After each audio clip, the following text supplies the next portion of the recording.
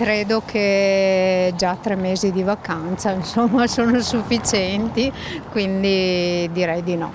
Però l'edilizia scolastica avrebbe bisogno di un...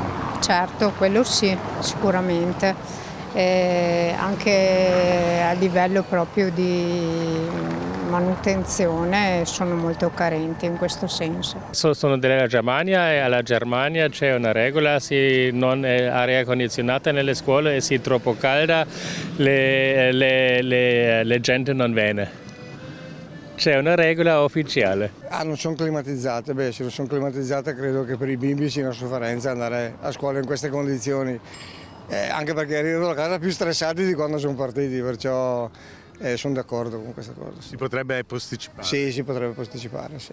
Ma penso che non sia, il condizionatore sia solo una scusa, cioè è un impegno e quindi si possono aiutare già i bambini a capire che se ci sono degli impegni bisogna affrontarli indifferentemente dalle problematiche climatiche. Chi va da andare a scuola ora? Non so, è caldo che sempre sta, sarà un momento che sia più caldo perché un po' tutto il clima è cambiato. Fa bombe il clima perché anche i bombe riscalda. Anche qui, e dopo quello che sia dei condizionatori, una volta non era i condizionatori. E qui butta fuori caldo, d'altra parte, se vivi in un appartamento senza climatizzatore, insomma. Quindi li facciamo iniziare normalmente? Normalmente, se no cosa diventa? Di bambotti diventa.